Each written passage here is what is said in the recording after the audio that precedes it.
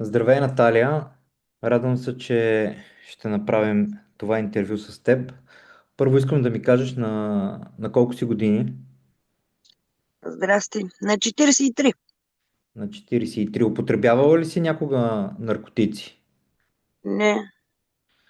А, някакви медикаменти преди проверката приемала ли си? Ами, обсарин С е този разтворимия, който е. Някакви енергийни напитки? Да, Red Bull. Добре, и какво се случи? Разкажи какво стана. Ами, на 1 януари 25-та година, а, в 7 часа вечерта, в Люлин, минавам покрай полицейската кола и тя тръгва след мене. И ме спира. Люлин 9. И документи, всичко, нали, както представиха се. А на буркани ли те спряха? Да. И казаха, че ще ми направят тест за алкохол първо, отрицателен, и след това теста за наркотици. И той излезе положителен за амфетамини. Как извърших самата проверка? Тоест, те ли извадиха теста, Да. или ти го отвори, те бяха ли с Не, ръкавици, аз не съм спазиха ли го. се някакви процедури тип? Ти беше ли свидетел на цялата процедура? Никакви ръкавици нямаха, те си го отвориха. И И ми нали трябва в устата да се върти с слюнка там известно време. колко време? Ми, не знам, не съм засичала, ама доста беше. Не знам, повече от 10 минути сигурно. А през това време ти вади ли го от устата, за да видят дали самият тампон е посинял? Не, през цялото време го въртях. Докато един момент те не казаха, извади го от Да, устата. извади го вече, да, готово. Положителен за амфетамини. Преди тази случка, беше ли чувала какво се случва на пътя при Ами, положителен тест? не. Тоест ти не знаеше какви са последствията.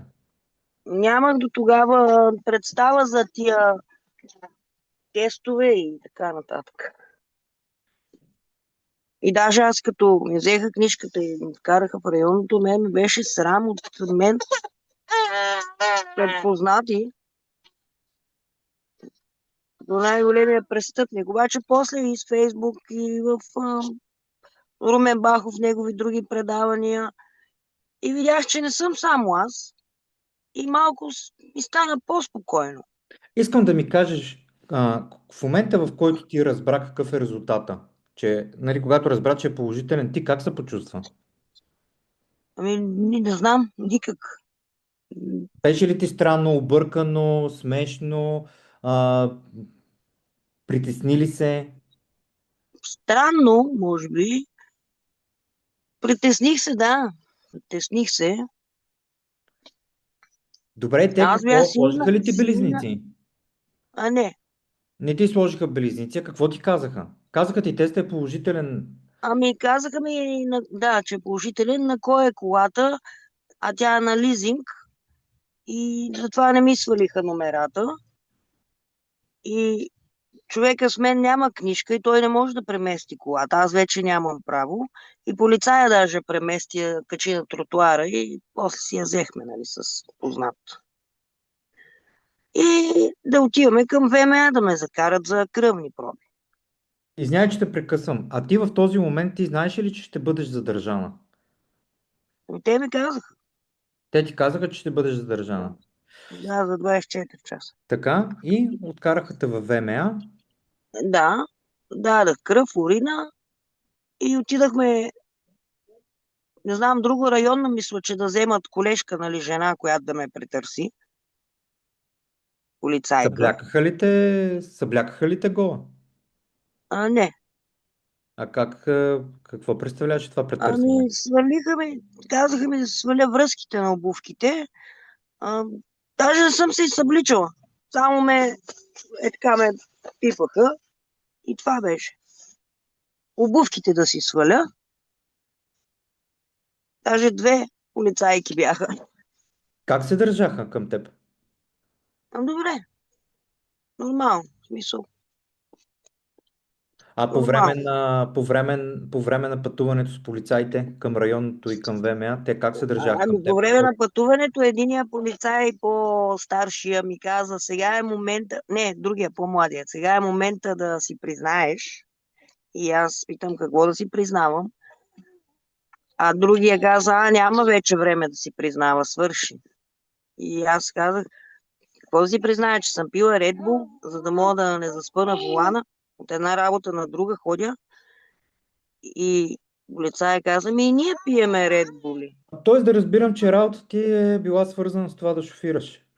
Да, аз си Да, спомням от интервюто с Румен Бахов, ти каза, че всъщност си носила доставка на клиент, който даже не доставката я не е получи. стигнала до него. Да, да. А добре, Аз даже ги те попитах знаеха дали ли, мога да се обадя на клиента, поне да знае, че няма да му дойде доставката. И те ми разрешиха да му се обадя на човека. И а, така. те знаеха ли, че си многодетна майка в този момент? Не, Ти не им каза. не, Добре, и те закопчаха, т.е. те не те закопчаха, оставиха не, те в не са. ареста. В ареста влезе Да, и колко часа стоя там? 24 часа. Аз бях само аз в това девето районно. Съвсем сама си изкара 24 часа. Арестант сама, да. Никой нямаше друг. И добре, преминаха тези 24 часа и после какво се случи? Ами, пуснаха ме и ми казаха името на разследващия полицай, който разследва, нали? И тя ще се свърже с мене, когато има резултат от кръвните проби. Кажи ми, тогава, в момента в който вече те пуснаха, вече си осъзнала нещата, вече знаеш ли какво следва, като си с отнета книжка или все още не знаеше? Ами не знаех. Нито колко време ще чакам, нито нищо. Няма никаква Кога представа се за нищо. поинтересува какво ще се случи? Еми след 2-3 месеца реших да потърся разследващия полицай и да попитам, нали, какво се случва. Отидах до девето районно, от телефона я потърсих и тя ми каза, нали, няма още никакви резултати, поне един месец още трябва да мине. Аз ще се свържа с тебе, когато има, нали, резултат. И това беше.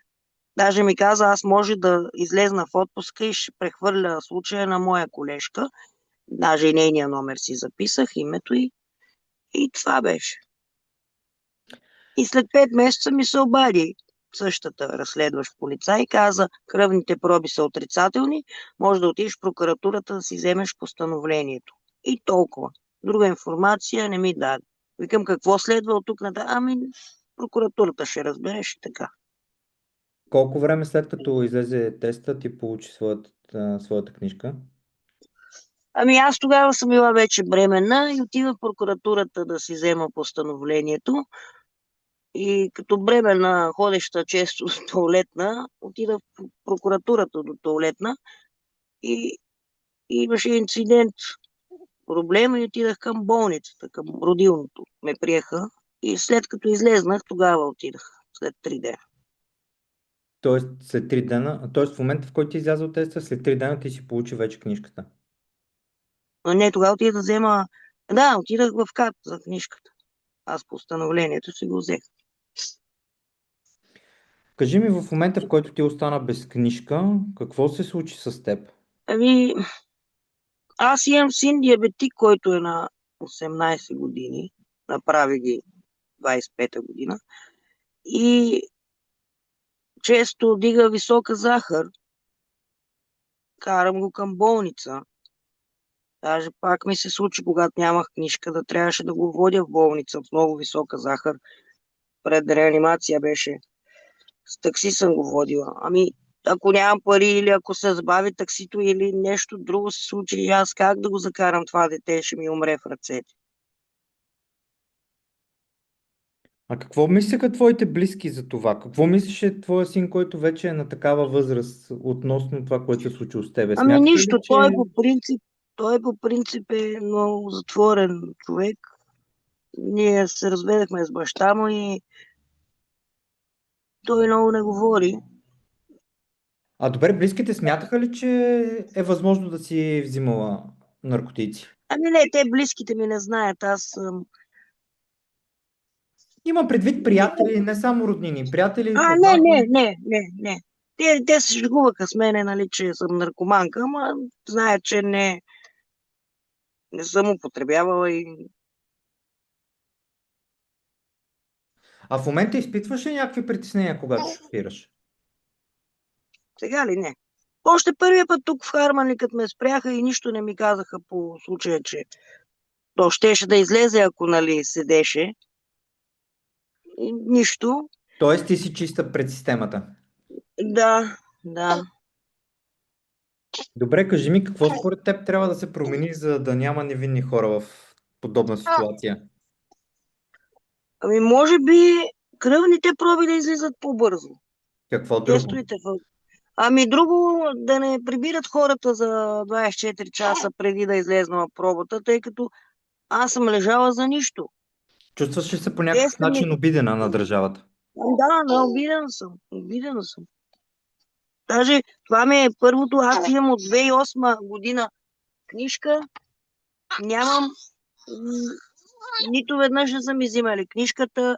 А, не съм имала происшествия, катастрофи. Нищо, нищо нямам. И беше много, както казваш, обидено. Обидно ми стана. В момента съдиш държавата. Да, на 10 е делото. И Добре, така. благодаря ти за това интервю И аз и, също. и се надявам от тук нататък Само всичко да бъде нещо да наред. се промени.